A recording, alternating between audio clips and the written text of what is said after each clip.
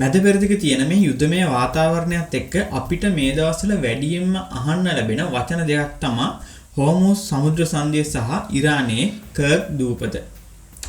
ඊයේ දවසේදී ඇමරිකානු ජනාධිපති ඩොනල්ඩ් ට්‍රම්ප්ගේ නියෝග මත ඇමරිකානු සහ ඊශ්‍රායල හමුදාවන් මේ කර්ග් දූපතේ පිහිටි IRGC එහෙම නැත්නම් ඉරාන විප්ලවීය ආරක්ෂක බලකායේ ප්‍රධාන මර්මස්ථාන 90කට වැඩි ප්‍රමාණයක් පහර දීලා විනාශ කරලා තියෙනවා.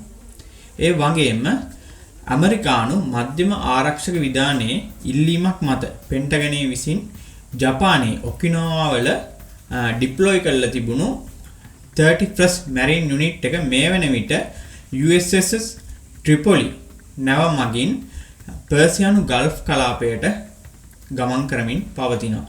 ඉතින් මේත් එක්ක අපිට තව නොබෝ දිනකින් බොහෝ වෙලාවට මේ ලෝක ප්‍රකට USA Marine Soldiers ලගේ සහ ඉරාන IRGC එකේ සටනක් එහෙම නැත්නම් යුද්ධයක් මේ කර්ග් දූපතේ බලා ගන්න හැකියාවක් ලැබෙවි. ඉතින් අද SL Mind Zone තුලින් අපි කතා කරන්නේ මෙන්න මේ වාතාවරණය ගැන.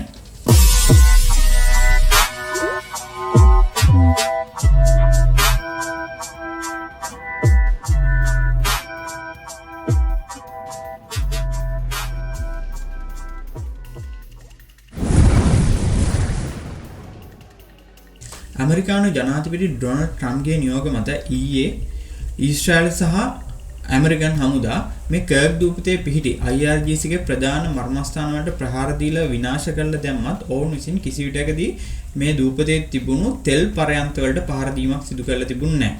ඒකදී ඇමරිකානු ජනාධිපති ඩොනල්ඩ් ට්‍රම්ප් පවසලා තිබුණේ මානුෂ්‍ය හේතුන් මත මෙම තෙල් පරයන්ත වලට ප්‍රහාර දියත් කළේ නැහැ කියලා. හැබැයි ඔහු විසින් පවසන විදිහට ඔවුන්ට ඕනම වෙලාවක මේ තෙල් පරයන්ත ටික විනාශ කර දැමීමේ හැකියාවක් තියෙනවා. ඇත්තට මේ දූපත ඇයි මේ දෙපාර්ශ්වයටම මෙච්චර වැදගත් වෙන්නේ කියලා හොයලා බැලුවොත් එහෙම අපි දන්න විදිහට ඉරානයේ ප්‍රධානම ආදායම් මාර්ගය වන්නේ තෙල් අපනයනයි.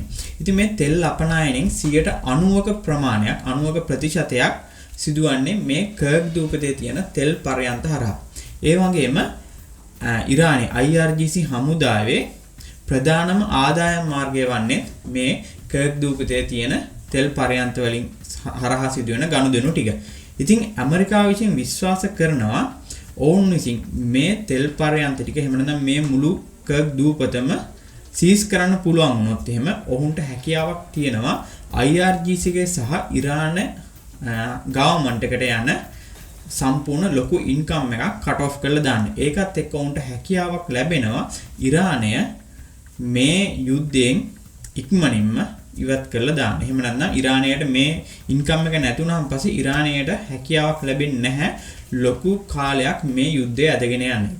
ඉතින් ඒ නිසා තමයි මේ වෙන විට ඇමරිකාව විසින් තමන්ගේ විශේෂයෙන්ම ජපානයේ ඔකිනාවා වල තිබ්බ 31st Marine Unit එක මේ විනියට ගල්ෆ් වලට කැඳවන්න අදහස් කරලා තියෙන්නේ.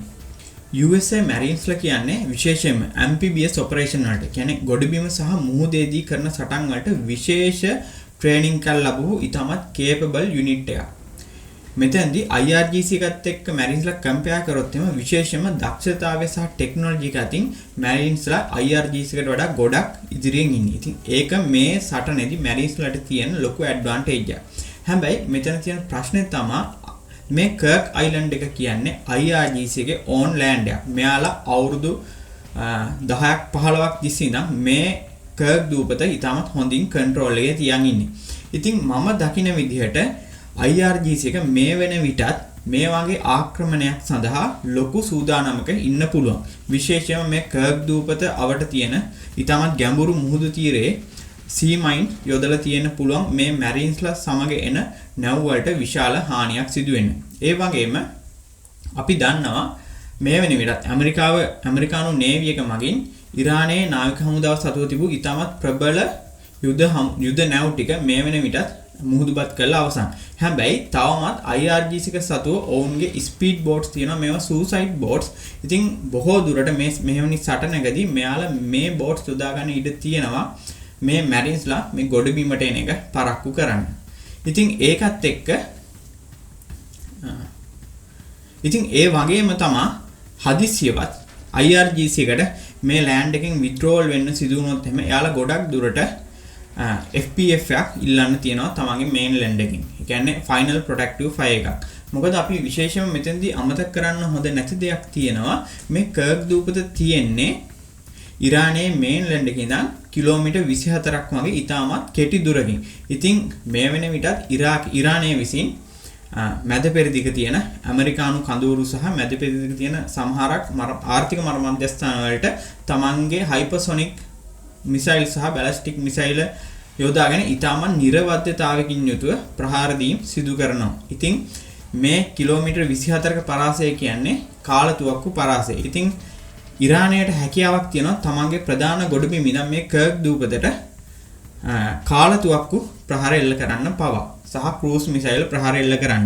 ඉතින් සරලවම ගත්තොත් එහෙම ඉරානය විසින් හදිස්සියවත් මේ දූපත ඉරානයේ IRGC එකට අතාරින්න උනොත් එහෙම මොවුන් මේ දූපතේ තියෙන ඉන්ෆ්‍රාස්ට්‍රක්චර් වලට සම්පූර්ණයෙන්ම හානි කරන්න ඉඩ තියෙනවා. මොකද කාටවත් ඒක ප්‍රයෝජනයටක් ගන්න බැරි එක. ඒ වගේම මේකේ තියෙන වර්ස් සිනාරියෝ එක ගැන කතා කරොත් එහෙම මේ වෙන විටත් ඉරානය විසින් මැද පෙරදිග කලාපයේ තියෙන අසල්වැසි රාජ්‍යයන් විශේෂයෙන්ම එමිර් රාජ්‍යයට දැනුම් දීලා තියෙනවා එයාලගේ තෙල් පරයන්තවල සහ වරායන් වල ඉන සාමාන්‍ය සේවකයන් ඉවත් කරන්න කියලා ඕන් ඒවලට පහර දෙන්න සූදානමින් ඉන්නේ කියලා. ඉතින් හදිස්සියවත් ඇමරිකාවේ මැරීන්ස්ලා මේ කර්ග් අයිලන්ඩ් එක සීස් කරොත් එහෙම ඉරානයේ විසින් බොහෝ දුරට මේ මැද පෙරදිග තියෙන සියලුම තෙල් පරයන්ත වලට ඉතා ප්‍රබල ප්‍රහාරයක් දෙන්න ඉඩකඩ තියෙනවා මම දකින විදිහට. මොකද ඒකෙන් ඔවුන් උත්සාහ කරන්නේ තමන්ගේ ඉන්කම් එක නැති කරා වගේ මේ මැද පෙරදිග කලාපය සම්පූර්ණයෙන්ම බොහෝ දුරට රඳා පවතින මේ තෙල් අපනයනයත් එක්ක. ඉතින් මේ සියලු රටවල් වල ඉන්කම් එක කට් ඔෆ් කරන්න ඉඩ තියෙනවා මේ පහර දීම් මගින් ඉරානය විසින්. කෙසේ වෙතත් මම දකින විදිහට මේ IRGC එකට සහ ඇමරිකානු මැරීන්ස්ලට මේ කර්ග් අයිලන්ඩ් එකේදී ෆේස් ටු ෆේස් ෆයිට් කරන්න උනොත් එහෙම බොහෝ දුරට මේ යුද්ධය මේ සටන මේ සියවසේ සිදු වූ දරුණුම සටන වෙන්න තියෙන ඉඩකඩ වැඩි. ඉතින් අපිට කියන්න බෑ ෆයිනල් රිසල්ට් එක මොකක්ද කියලා. හැබැයි මේ සිදුවීම සිදු වුණොත් එහෙම අනිවාර්යයෙන්ම ලෝක ආර්ථිකයට ඉතාමත් තද බල හානියක් වෙන්න නියමිතයි.